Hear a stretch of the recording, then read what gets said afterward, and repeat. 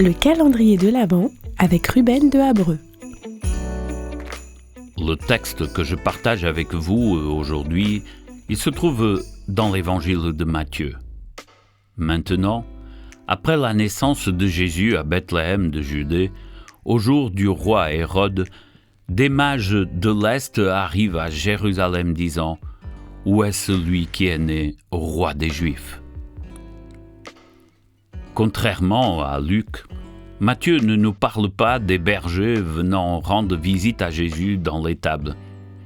Son attention se porte immédiatement sur des étrangers, des païens, des non-juifs venant de l'Est pour adorer Jésus.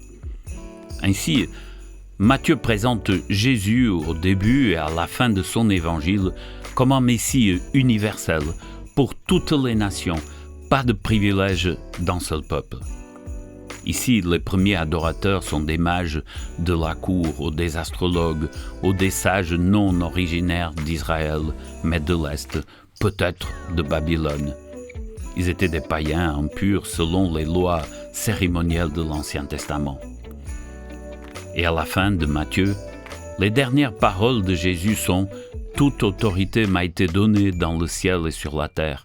Allez donc, faites des disciples de toutes les nations. » Cela n'a pas seulement ouvert la porte pour que nous, païens, nous nous réjouissons du Messie. Cela a également ajouté une preuve qu'il était le Messie, car l'une des prophéties répétées était que les nations et les rois viendraient effectivement à lui en tant que souverain du monde. Ainsi, Matthieu apporte une preuve supplémentaire de la messianité de Jésus. Il montre qu'il est le Messie, un roi et un accomplisseur des promesses pour toutes les nations et pour tous les peuples.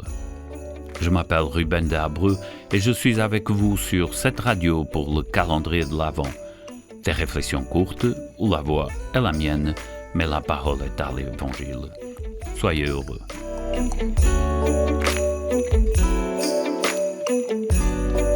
C'était le calendrier de l'Avent avec Ruben de Habreux.